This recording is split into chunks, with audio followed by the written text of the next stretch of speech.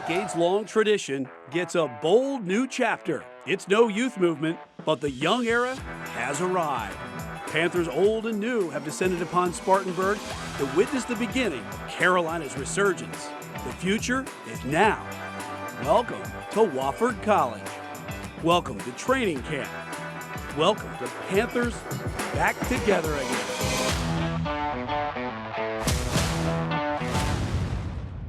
Stand by. What a perfect day it is to be enjoying some football here at Wofford College for Panthers Training Camp. Welcome back to football around the entire NFL alongside Al Wallace, a 10-year veteran, Gabe McDonald. I'm Will Kunkel, and you know we're going to start. Bryce Young, how can we make it more than 10 seconds into a show without talking about the rookie quarterback, Alabama? #1 overall pick, Scott Fitter, the general manager, makes the trade to go up and get him. It's been just a few days at camp, Al, but you've watched him intently. You were nervous about his size originally. What are your thoughts now? I think that all goes away when you look at what he's able to do out on the field with the ball, the processing ability, the accuracy to get the ball to the wide receivers. This kid is legit. I like what I've seen the first couple of days. And obviously, you know, you look at the first day, obviously he came out and did well, but the second day we saw him make a little bit of mistakes. Just, you know, his confidence is what keeps him grounded. You know, just how do you think he's going to bounce back from that? Because obviously that's something we've seen all along throughout the offseason. No worries at all, Gabe. Yeah. I think it is perfect that he goes out and makes a couple of mistakes, especially early in training camp. He's able to grow when he does that. He's able to see that. He's working with Josh. He's going to clean that up in film work. So I think this young kid has everything he needs to be successful, including all the errors that you're going to get in training camp. Well, now you're seeing the veteran, Andy Dalton. Yeah. Comes over from New Orleans, been in the league forever. He's played in Cincinnati, had success there before really anybody has in a long time, until Joe Burrow, of course. What can he bring, Bryce Young? What does he mean to him? I think a second set of eyes and that veteran presence, somebody that has seen it before. So he's seen multiple looks, opportunities to take a look at coverages and see some of the disguises guys are going to give him, not only when the season starts, but right now in training camp with that Panthers secondary. So I think a valuable asset is Andy Dalton because of all the experience that he has. And, of course, you have another quarterback in the room as well, kind of, you know, maybe the forgotten man in Matt Corral. You know, just how crucial do you think this preseason is for him, maybe increasing some value as he gets a lot more reps? Because I don't think we'll see much of Andy Dalton when those games come around. That's what you said it right there. It's about the reps, and reps. If you're talking Matt Corral, because he didn't get a lot of those last year with the quarterback decision that was going on here in training camp. So I think for a young guy who wants to establish himself in the NFL, it's about the throws. It's about processing. And we'll get Matt Corral. We'll see a lot of him. He'll get his opportunity. All right, we've spent too much time not talking about Bryce Young. So let's get back to Bryce Young absolutely immediately.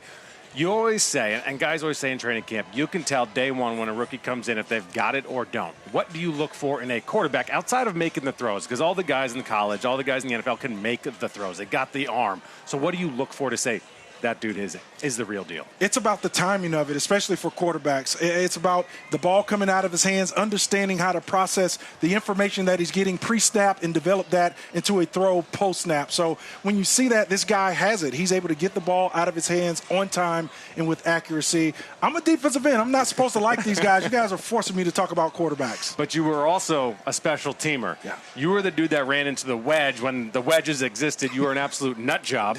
Johnny Hecker, J.J. Jansen, they're protected. Nobody really touches them. Carla Gebhardt down on the field with some special teamers right now. Carla. You want really or no? All right, guys, y'all are talking about Bryce Young, so we had to talk with the next two most important people on the team. We're talking special teams right now with J.J. Jansen and Johnny Hecker. Guys, you have been able to watch Bryce Young, right? You've gotten a feel for him. What do you think of him so far? He's very smooth. It's been fun watching him. The guys are responding well to him. You know, he's a blast and he brings a lot of energy to these practices, so it's been a good start so far for him. We heard he stole the talent show, though. Is that the consensus among the team? I mean, he went first, so he set the tone. He really brought the people to their feet, got a standing ovation on his way out, and I even think he was singing more during the standing ovation. He didn't want to be done, so that's the kind of performer he is. And, guys, we're talking special teams, obviously. Chris Tabor returning back with this coaching staff. How important was that for this group this year? Well, it was a blast. You know, last year we were fantastic. It starts with his leadership. He brings a ton of energy. We have fun. We play hard. He's just been a blast. Fitz is our new assistant. He brings the same kind of energy. So I'd imagine a very similar type unit this year from the Panthers special teams. And Eddie Pinheiro, not here with us right now. He's here in spirit behind us somewhere. But he brings a lot to your group as well, right? Yeah, Eddie's great. Eddie's got a great demeanor. For a kicker, you have to be able to lock in when it's time to go, but also having a bit of detachment when things are contentious out there, being able just to step away, clear your mind, and have fun. We have a lot of fun with Eddie, us three together. There's probably not another special teams group that has as much fun as we do. Really quickly, you won Best Dress for arriving to campus because you went with the Reich jersey. What went behind that decision? I was looking through my closet the night before, consulting with my wife, my stylist, and she said, go with the jersey. It's a great nod to Coach, starting training camp. He was the first quarterback here in the organization history. Glad to have him at the helm and just show him a little respect and pay some homage to the big man. And you married a smart lady. I did. Guys. Hey, Johnny, you got to get that brown off of your nose. You're already the starting punter. You don't need to wear his jersey. But let's talk about the new head coach, Frank Reich. Scott Fitter has talked for a while that he wants to build this team in order to drop in a quarterback. He's now built the team around Bryce Young. They drop him in, and the coaching staff is a critical part in that. How important is Frank and the tone he set early?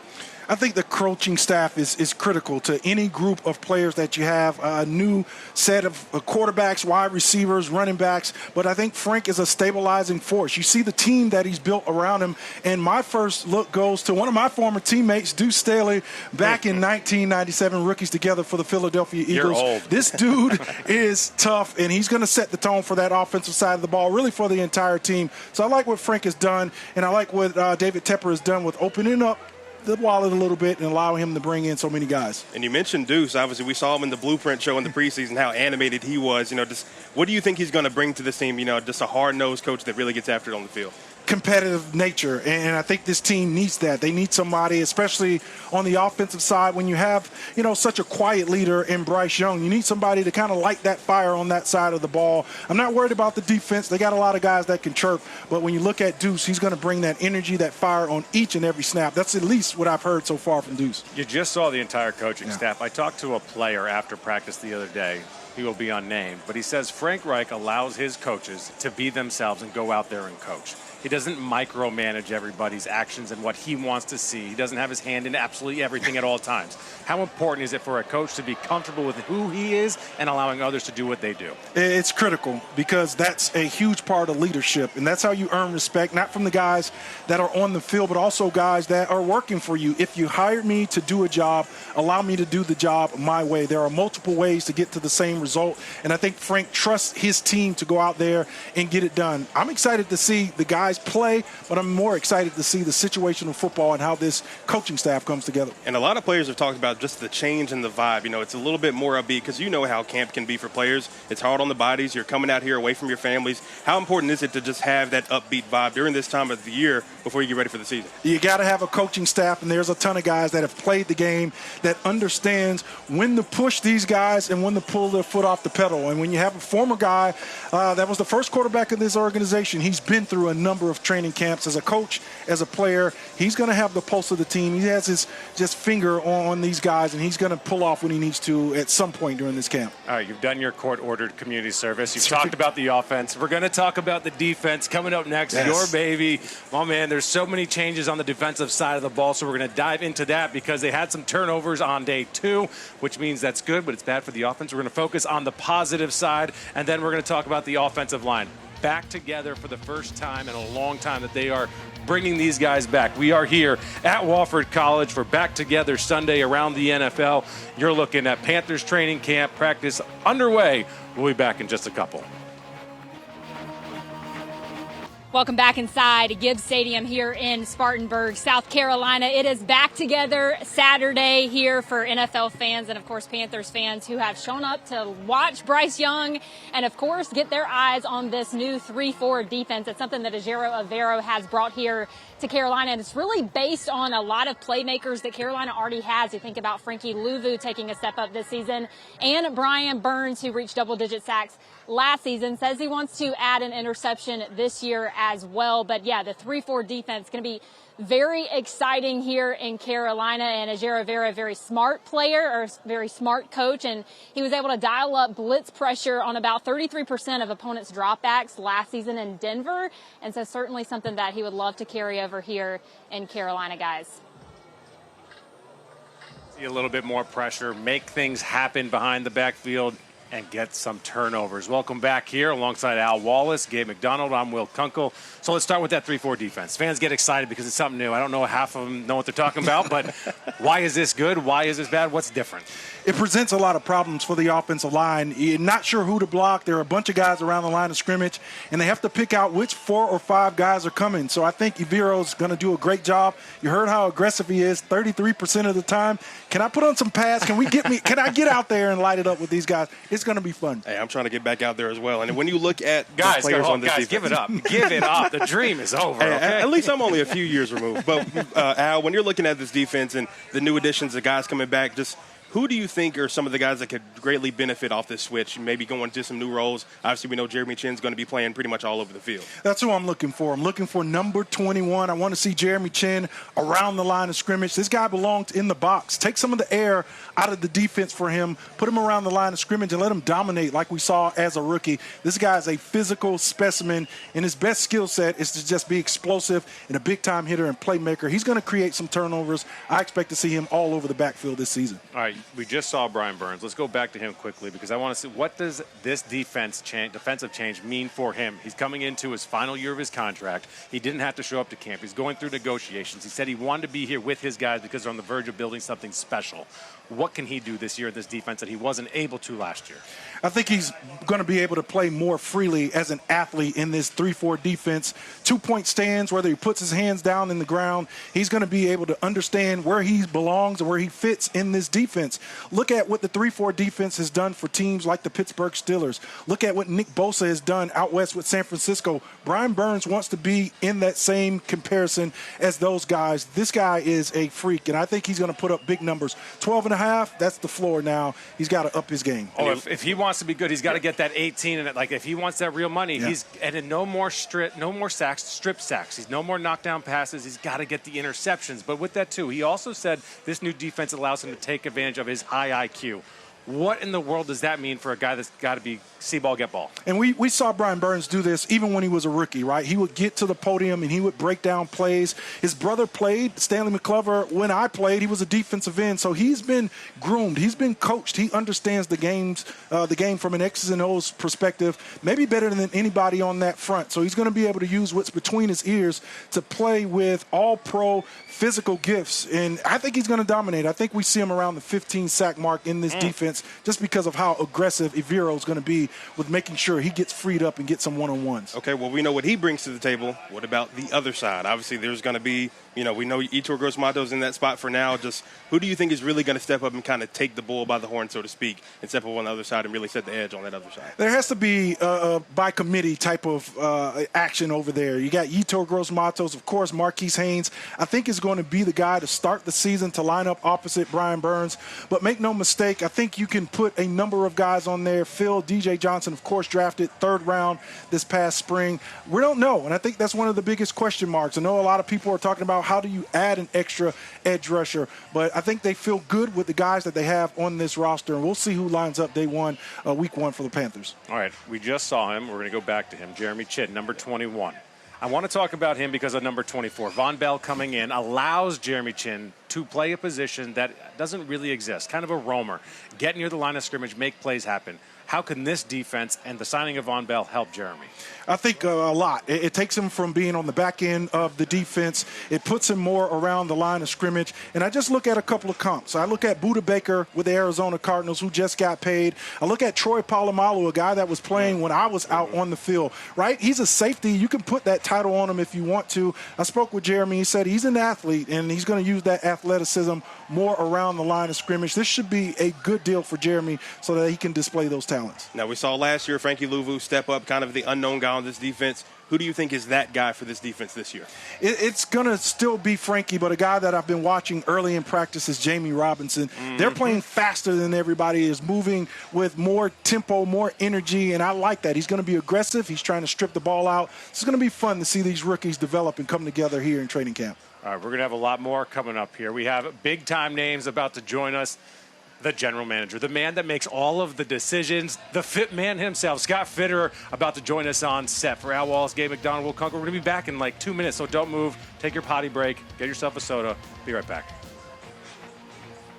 Well, we are here at the beautiful campus of Wofford College here in Spartanburg. And, of course, Panthers fans have shown out today. I'm going to say this is one of maybe the best crowds that we've seen at Back Together Saturday here at Gibbs Stadium. And like we've said all show, they're here to see Bryce Young, the rookie quarterback that the Panthers drafted first overall. But, listen, he's got some weapons that he gets to throw to this season. And it might be a little bit of an underrated group, this wide receiver core that they've got here at Carolina. Scott Fitterer certainly went out and did his job this season, went to get some offseason acquisitions, getting Adam Thielen from the Vikings. He got DJ Chark, which we've seen many great connections from Bryce Young to DJ Chark during this practice today. You've got rookie Jonathan Mingo. He's creating some noise as well and hopes to do even more throughout this training camp. But so many offseason acquisitions, and the credit cannot be given enough to what Scott Fitterer has been able to do. We're certainly going to see more from the team. Still a little bit left here at practice, but I think we actually need to talk to Scott Fitterer about all the offseason signings that he had, and so I'll toss it back up to Will and Gabe, guys. All right, let's do that right now. Alongside Gabe and Al Wallace, a 10-year vet. Here he is, Mr. Wonderful, according to Carl. I'm Scott Fitterer, team's general manager. A ton of changes this year. Let's jump right into this. Federal law says I have to ask about Bryce Young. Sure. What have you seen from him in the first couple of days that says we did it and we got it right? You know what? He's just been so poised, so accurate in his passes. You see the processing that we've talked about leading up to the draft. We see it out here. And, you know, sometimes NFL defenses can be a little bit more complex. He seems to be, you know, adjusting well, and coaches just can't say enough about him. And a lot of guys have come in and really just been able to grasp, you know, the culture here. Just what does that speak to what Coach Reich has built so early on in his tenure? Because a lot of these guys they say there's a different vibe around camp right now. It is, and it starts with Coach Reich and the staff that he put together and their expectations. And he's been very clear about that. You know, our leadership on our team has been great. You know, Shaq, Brian Burns, the whole crew in general, they're holding that locker room accountable. So it's not just the players, but it's also, you know, the leaders, and then the guys that we're bringing in. We're bringing in good people, you know, team-oriented people, and I think we have something special going. Now, Scott, I've been a pretty good manager on Madden, general manager. How does it feel when you come out here, you've drafted these guys, you've scouted them for so long, and you see them finally put on the Panthers colors and go out and start to come together? You know, there's a lot of hope right now. We'll see the guys out here. We're excited about what we've seen so far, but they need to keep developing, and we need to do it on game day. But what I've seen so far from this group it has been good. The running back position, we haven't touched on that yet. You bring in Miles Sanders. He's got all the attention. Al and I were sitting here talking. Chuba Hubbard, listen, he's listed at 6'1", 210. I don't know what you boys fed him in the offseason. There's no way he's 210 anymore. He's like 240. Yeah, no, he put on a lot of weight. Yeah. Chuba's one of the hardest workers on the team. If you go by the office, you know, you could drop in, you know, after dinner and it's 8 o'clock, 9 o'clock at night. Chuba's in there lifting. He's in there studying, taking care of his body. And he's over 210. I know he's well over 210 right now. He's going to run in between those tackles. Yeah, and he's not like, when you see his body, he's put together. He's strapped. And so you put him, Miles, and then Raheem Blackshirt's had a really nice camp. He's got great hands, great quickness, great vision. We like our group back there in the backfield. You might want to get a little wing T action going on. Of course, we got to talk about another playmaker on the offensive side of the ball. With DJ Chark already building some great chemistry with Bryce. What do you think he can bring to this team, especially coming off some injury-riddled seasons the past couple of years? Right. So what we've seen so far is a tall guy, but you can see the long speed. This guy can take off, stretch the field vertically. It allows Adam to work underneath, Laviska to work underneath. He's got big, you know, time playmaking ability to him, and you know, he's made play after play in camp, so we're excited about that. Again, it needs to carry over. He needs to be consistent, stay healthy during the season, but so far, so good. All right, they forced me to talk about offense, but I'm going to shift gears to defense because that's what I do. So let's talk my position, edge rusher. Of course, Brian Burns has been absolutely phenomenal. What does that competition opposite of Brian Burns look like so far in camp? Yeah, so right now, opposite Brian, you have Marquise Haynes, and then, Yetur, Barno, who's coming along. And we're always looking to add, too. So we're going to keep our eye on the outside market, see what's there. But, anyone opposite, Brian is going to benefit because of what he brings to the defense, the threat that he brings. You have to know where Brian's at. I don't want to pay you too much of a compliment, but the culture that you have built here from the top down, I think speaks for itself. You had a guy like Shaq willing to lose money to come back. You have a guy like Brian Burns going through negotiations, could have sat out camp to go through that, but he wants to be here with his guys because of the culture. What have you done, and how do you build that? I think it really starts at the top with the Peppers, what they've demanded from this and what their expectations are. And then from there, it comes down. It comes down through Coach Reich, myself, Dan Morgan, our entire personnel staff, and through the players. And I think, right now it takes a lot to get everybody on the same page. But right now it's kind of cooking, and we're going in the right direction. And it's really exciting to see this because it feels right. I've been around successful teams. Dan's been around successful teams. Frank's been around successful teams. And this feels right. And then when you look at also last year we saw Frankie Louvu, kind of the unsung hero, maybe a guy that was maybe underrated. Who do you see being that guy for this defense this year? Boy, it's always going to be Frankie and Burns. Derek Brown has such an impact up front. We need Derek to play like Derek can play 17 games out of the year because when he is on, he can dominate the game. So I think having those guys, and then Von Bell and Xavier Woods on the back end, and their ability to communicate with the corners. JC's got to stay healthy. Dante's got to stay healthy. But when they're playing, it's one of the best combos in the backfield, but they got to stay on the field. And then out of the young guys, DJ Johnson, obviously, Jamie Robinson on the back end. The cornerback still, getting healthy. What do you see from the young guys so far? It is tough coming into a training camp as a rookie. Right. Jamie Robinson's made a lot of plays. For a fifth-round pick, we were, a little bit surprised he was there in the fifth round. He's not the biggest guy, but he is feisty.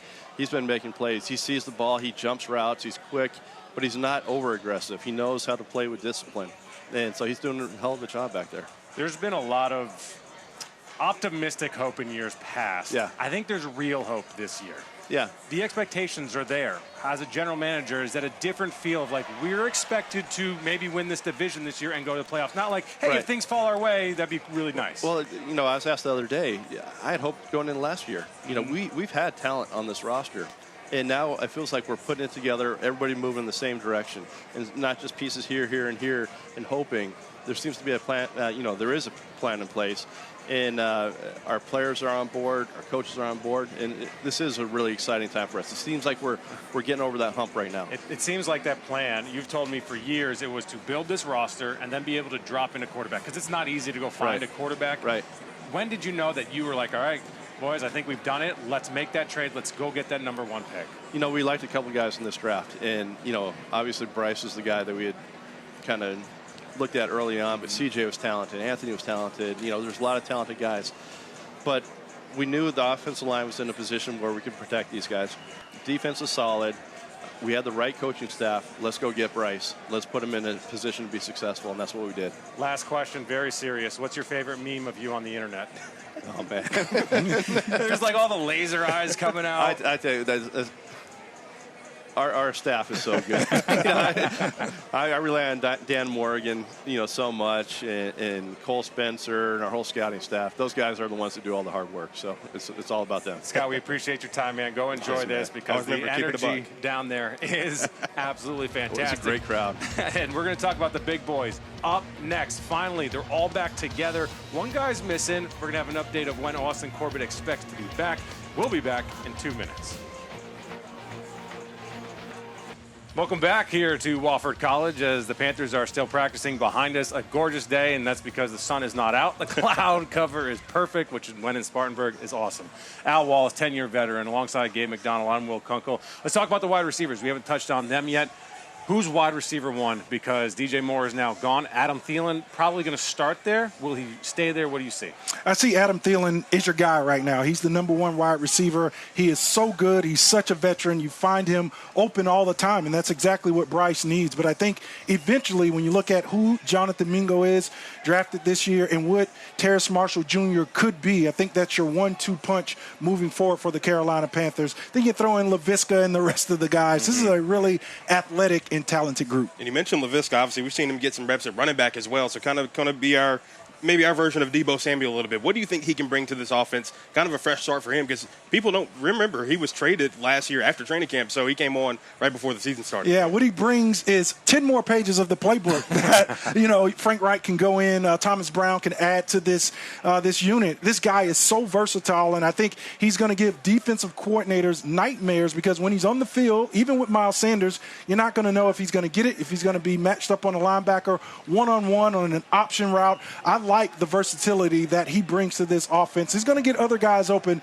because he's such a nightmare at 6'3", 230-plus pound of whatever you want to call him, athlete. So talk me off the ledge here. I'm a little nervous from the wide receiver room from this standpoint. You know exactly what you're getting in Adam Thielen. He can run the full route tree. The hope is with DJ Chark. Scott Fitterer told us in the offseason that you can bring him in and not just run deep routes like he did in Detroit and Jacksonville, but the whole route tree. But if not, who can do what?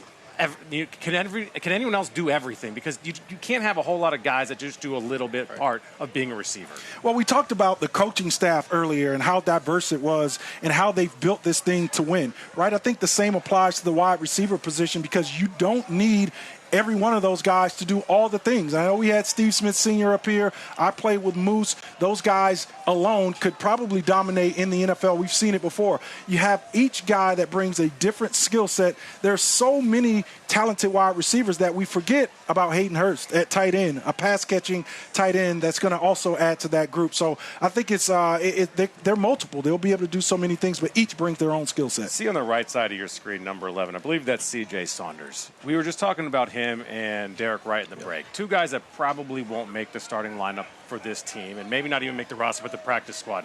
You were a guy that was on the cusp as well. These guys are really, really talented, but they probably won't make that last spot. What's that like in camp for someone like that? It's tough. You don't even realize it. You don't think about it. I just had my moment where I thought about 10 years in the NFL and grinding it out like those guys each and every year. But what you do is you put your head down, you give your best every day, and you keep stacking up good days. And I think that's the best you can hope for. And that was a catch right there by C.J. Saunders. Now leading out to a little bit of a breakout. Let's see if we can show that. Players getting aggressive, shoving each other. This is what happens at camp. This is good at camp.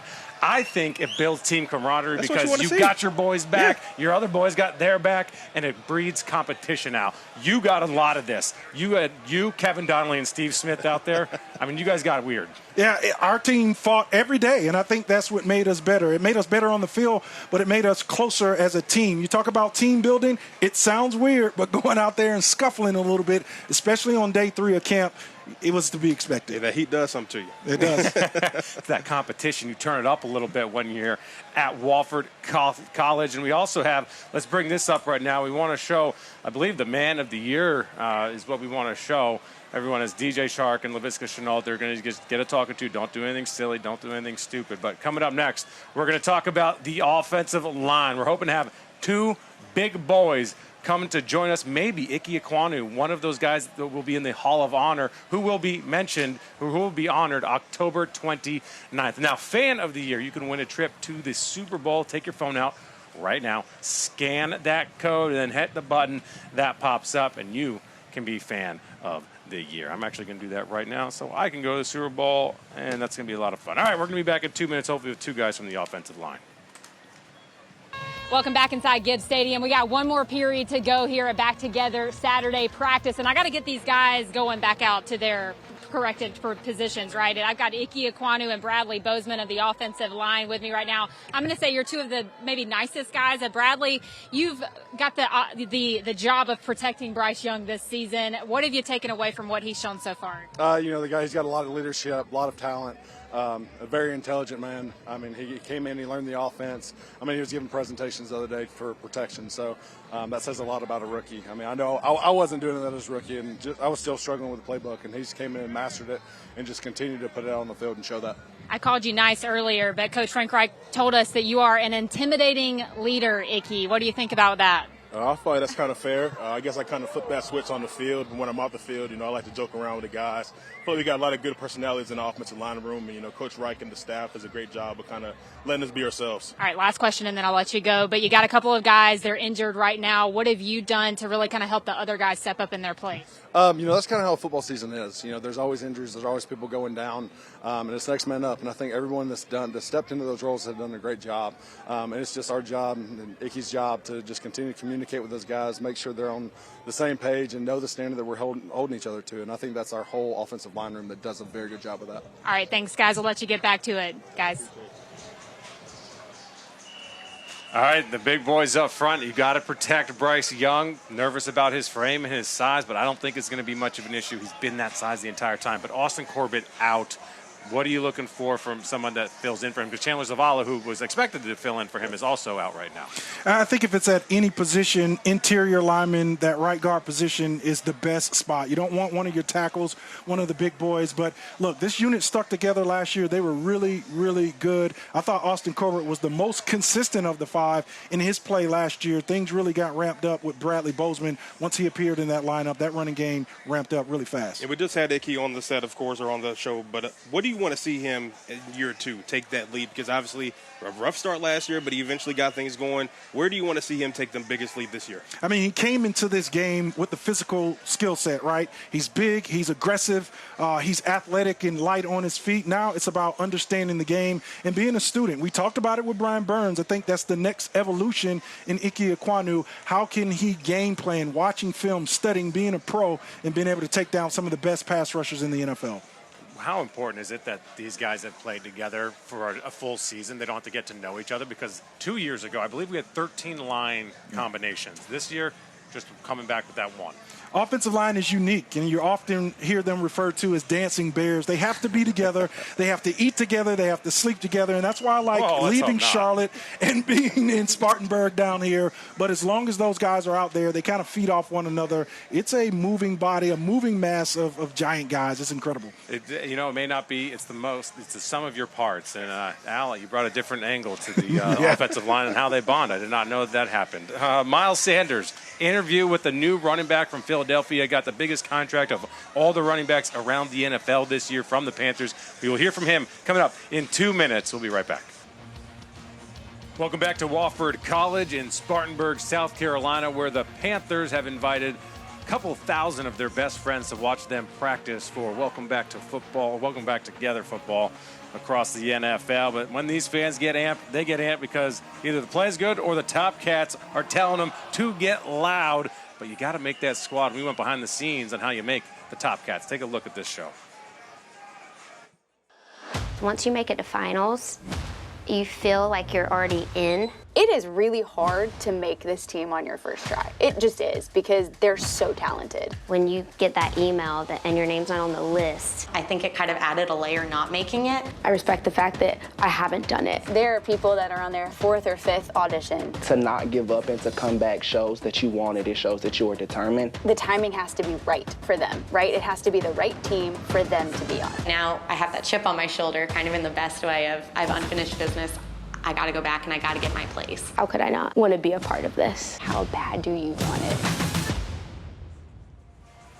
All right, welcome back to set here alongside the 10-year NFL veteran Al Wallace and Gabe McDonald. I'm Will Kunkel. Let's talk about what everybody's looking ahead to. Week 1 and the schedule of the season.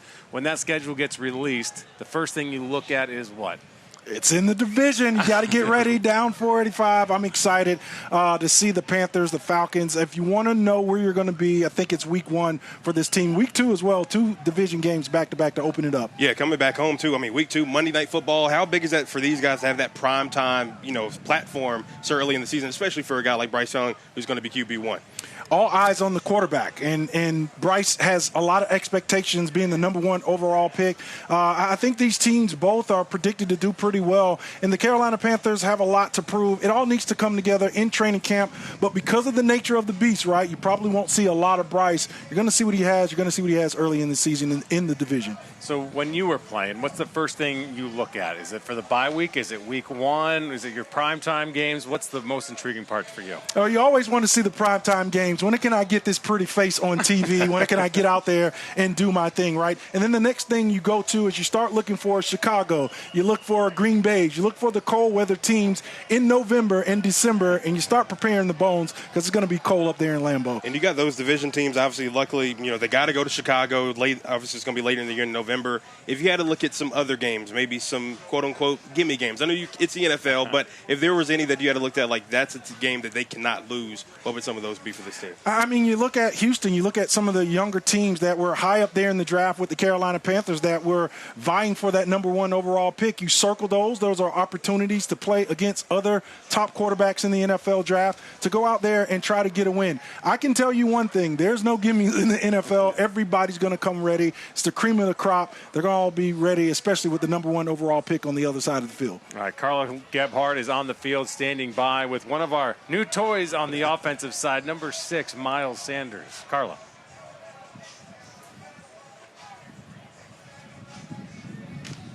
Well, we are here with another important offseason acquisition from Scott Fitterer. Of course, Miles Sanders going to be taking over the running duties for the Carolina Panthers this season. And, Miles, you were actually the very first player out of the practice fields on Wednesday. Was that by design?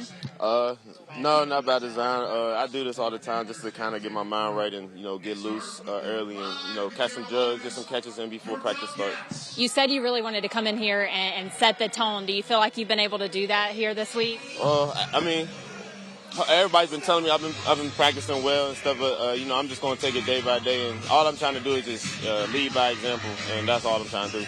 You come in here to Carolina where the running back position, Coach Frank Wright says, is very valued, especially in today's climate with the league right now. How important is that to you to know your value here in Carolina? Super important, and that's one of the main reasons why I came here, just because I know Frank Wright likes to run the ball, and, my guy Deuce loves to use running backs and be involved in the pass game too, so they very well know my ability to do whatever I can to help the team win. So.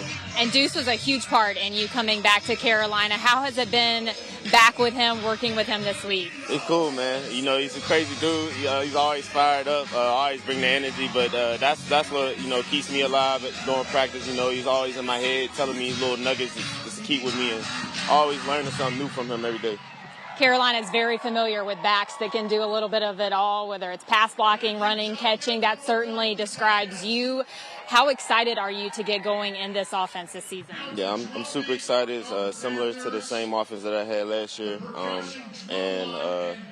Like I said, they know very well what I'm capable of, and all I'm trying to do is wherever I can help this team win. And finally, real quickly, you mentioned that you obviously worked with Jalen Hurts back in Philly. Now you're working with Bryce Young, 2 Bama quarterbacks. What is it about these Bama guys? Like I said before, Nick Saban's doing a great job there, and all I can say is the guy's sharp and he makes good decisions. His pocket awareness is good, and I'm learning stuff from him too. So, Bryce is awesome, and he's gonna have a great year.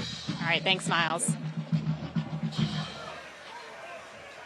Man, it's good to have a dude like that on your side. You are looking at all the fans here at Back Together Weekend at Wofford College in Spartanburg. We'll be back in 2 minutes because practice is about to wrap up, and we got one more surprise on the way.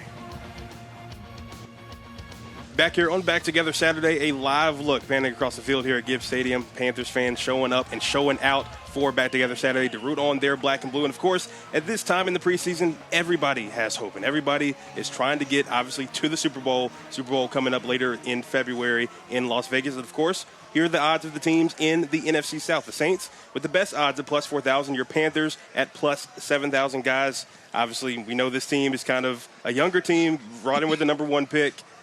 Realistic odds right here for the Panthers? I mean, they're huge long odds, so they're definitely realistic because they are long. But, Al, when you look at that as a player, what goes through your mind?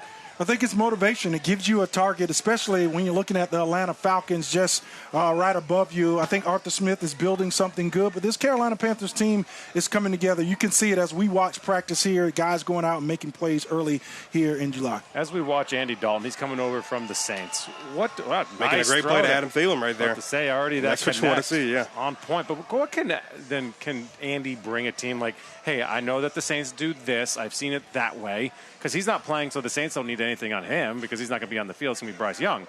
What can he help with on a team with? Well, it's about tendencies. He won't be able to tip off plays and things like that, but I think everyone has a signature, right? You have a fingerprint, and I think Andy's going to be able to point to some formation, some situational calls that the Saints are going to put up and do. So I think he's valuable. You see teams jockey, especially teams like Bill Belichick and the Patriots, every year with former players off of their opponent coming up for that week. And, of course, a lot of players have called Adam Thielen a savvy veteran. DJ Chark even said he runs like he's 26, even though he's not. What do you think he can bring to this team and maybe have a resurgence? Because in Minnesota, towards the end of his time there, he's really playing in a shadow of Justin Jefferson the last couple of years. I think he's so good. I don't know if I gave him enough credit when this signing happened, that he would come in. We know he's going to be the number 1 overall guy right now, but to watch him run routes, come out of those breaks, make catches, he's just a sure-handed receiver. It's going to be where it's supposed to be, and I think that's exactly what you need for Bryce Young, a young quarterback. Be where you're supposed to be. Yep. I need to get the ball out of my hands and protect myself. Blanket. Absolutely. Yep. So we're watching Andy Dalton, get into the huddle. He's picking apart the defense. He's making all the throws. The offense looks good. The defense is standing there like, all right, we can't hit anybody. We don't have pads on. These guys are just running around free. This has got to be the most frustrating thing for someone like you. It is. I'm watching the shorts and T-shirt Olympics, and I'm ready for a Monday, Tuesday, when the pads come on. We'll find out a lot more about the bigger guys of the offense, the defensive line, some of the safeties. We heard Scott Fitterer talk about Jamie Robinson. There are going to be some licks laid, and I can't wait until real football starts, guys. That's when the pads come on. Especially, that's what we're all looking forward to, especially those joint practices coming up later on the next week, of course, leading up to that game against the Jets. But this acclimation period, just what are some of the main things that teams want to get out of this period? Because obviously, a lot of guys come in. There's a difference between being in good shape and football shape. So this is the kind of time where we want to get into that. What are some other things that you look for in this acclimation period as they get ready to ramp things up next week? First you called it. You can do all the training you want to in the 5 or 6 weeks ahead of training camp, but you have to play football in order to be in football shape. And I think this is what this is all about. Then the heat down in Spartanburg, it's just tough. And guys need to get prepared for that before they put on the extra weight, the extra padding in padded practices. All right, man, I'm going to give you your old man moment, because when you played, it was 2-a-days. It was 10 degrees hotter every day. You walk to the field, uphill both ways. Another nice throw by Andy Dalton out there. Derek Wright. Derek Wright, I'm telling you, we were talking about him earlier. Solid. Always making plays. How different is it, and how much would you have loved to play in this area where you just kind of come out and walk through it all? Yeah, I remember coming back to a practice a couple years ago, and Julius Peppers had re-signed with the Panthers, and he whispered in my ear, we could have played 20 years if practices were under the new CBA. It's just different. We grinded it out. John Fox wanted to find out who was tough, smart, and physical, and he made sure we got that out in the first couple of weeks of practice, first couple of days of practice. So it's different. I think it's a good thing. They're protecting the guys. They're protecting the longevity of their players. And we saw those Super Bowl odds to begin the break. What would you say are the realistic expectations for this team? Because even last year, even with the quarterback carousel, they seemed to still one win away from getting into the postseason. So when you look at that, what would you say are realistically the expectations for this Panthers in 2023? I think you can't get too caught up in the wins and losses. It's a first-year quarterback, rookie quarterback, a new staff on both sides of the ball. You need to just see them go out and play clean, crisp, competitive, and that's the key word, competitive football. If they can do that, if you can start to see the building blocks, look at what Jacksonville did in Duval County last year. You can only be a year away now in NFL, and I think the Panthers are there. Okay, so I agree. It's not about the wins and losses at this point. However, you're in a bad division. So you can get 7 or 8 wins, and that puts you in the playoffs. And if you're in the playoffs and you're dancing, you've got a chance, because you never know what happens in the playoffs. So how do you not get ahead of yourself being like, guys, we could win this? That's the goal. That's what you're supposed to come. Edwards, he played to win the game, and I think you got to go out there and have that mindset. This is the old man on the broadcast here. Those guys, I trust you, think they can win every single game. If they wouldn't be out there in the heat and going what they're going through, they're trying to win them all, and I think that's the right mindset for Frank Reich and this football team. And the pads are about to come on next week.